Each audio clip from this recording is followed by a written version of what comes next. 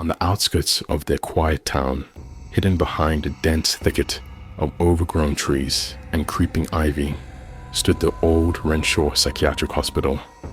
Abandoned for decades, it loomed like a shadow from a dark past, its once white walls now mottled with grime and age.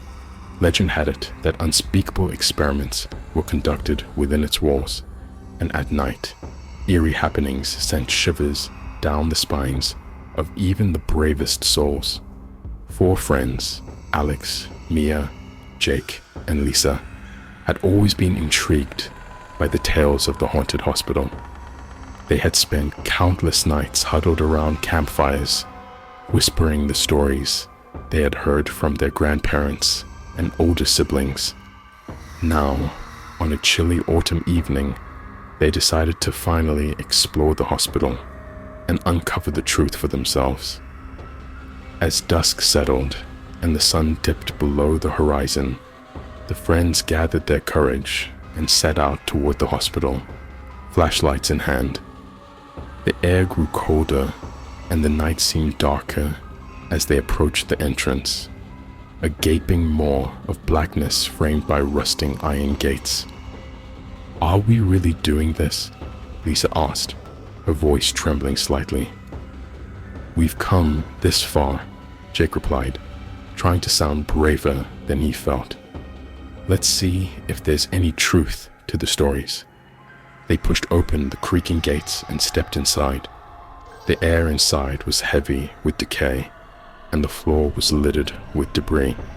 As they walked down the main corridor, their footsteps echoed ominously, amplifying the silence around them.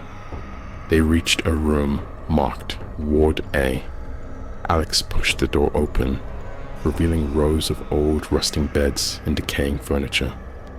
"This must have been where the patient stayed," he whispered, his voice barely audible. "Look at these," Mia said, pointing to a set of dusty journals piled in a corner. She picked one up and started reading aloud. "Experiment log, patient 47. Increased dosage resulted in heightened aggression. Patient 52 showed signs of telepathy. Patient 68 did not survive the night." "These poor people," Lisa murmured, her eyes wide with horror.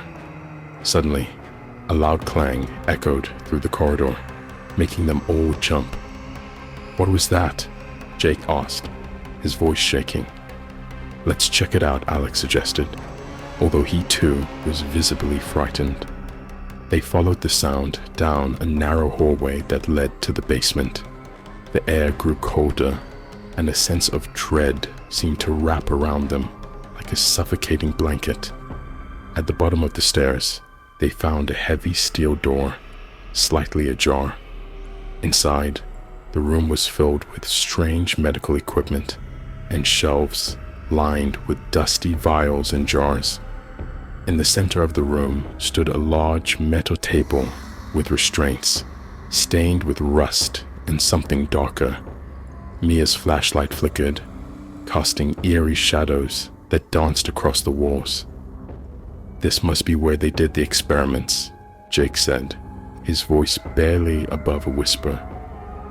As they stepped closer to the table, the temperature dropped suddenly, and their breath began to mist in the air. A low, mournful wail echoed through the room, sending chills down their spines. "Did you hear that?" Lisa asked, clutching Jake's arm.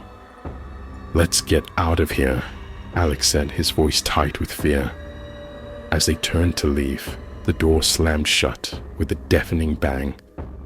The room plunged into darkness as their flashlights flickered and died. Panic set in, and they fumbled for the door, only to find it locked. "What's happening?"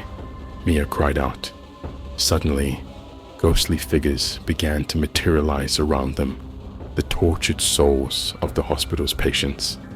Their faces were twisted in agony, their eyes hollow and accusing. They reached out with translucent hands, their moans filling the air with despair.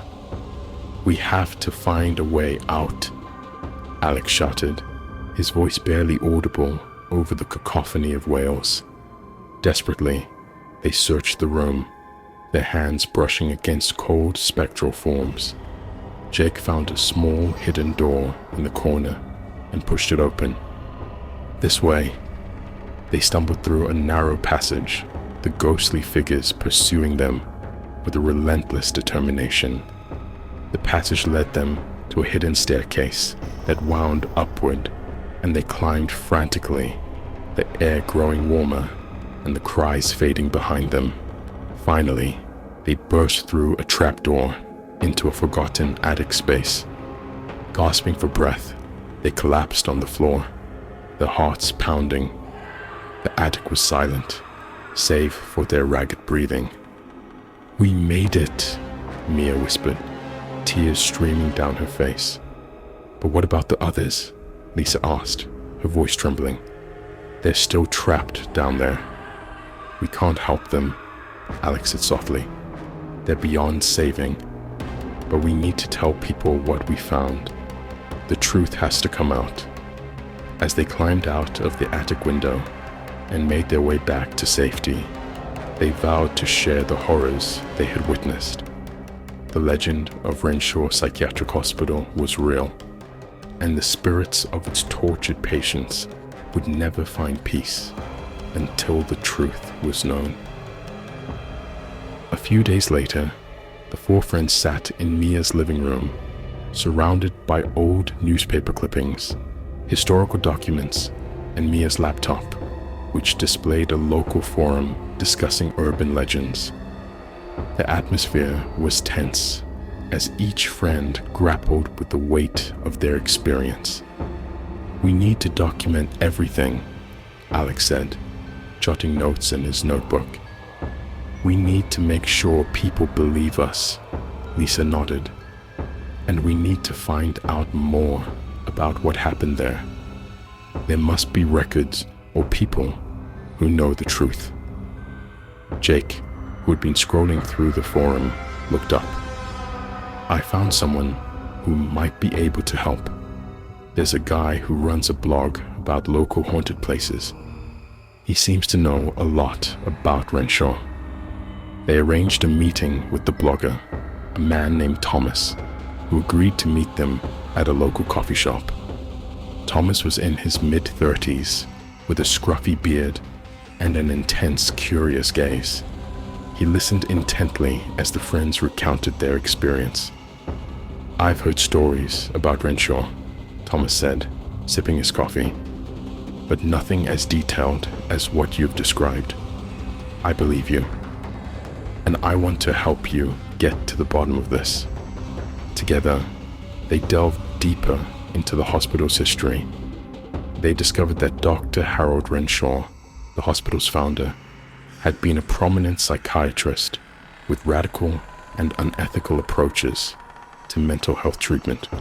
He believed that extreme methods, including electroshock therapy and sensory deprivation, could cure severe mental illnesses. However, his experiments often led to the suffering and deaths of many patients. One name kept appearing in their research: Eleanor Marsh, a nurse who had worked closely with Dr. Renshaw. She was said to have kept a detailed diary of the events that transpired in the hospital, documenting the experiments and the patient's suffering. Finding that diary could be the key, Thomas said. It might still be in the hospital. With renewed determination, the friends and Thomas prepared for another expedition to Renshaw Psychiatric Hospital.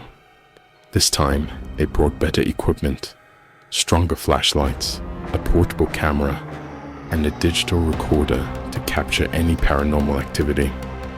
With Thomas's help, they published their findings online, including excerpts from Eleanor Marsh's diary and the recordings from their investigation. The response was overwhelming. People who had family members in the hospital or who had heard stories of its dark past came forward, sharing their experiences and adding to the narrative. The truth about Renshaw Psychiatric Hospital spread, and the local authorities finally took notice. An official investigation was launched, and the hospital grounds were secured to prevent any further trespassing.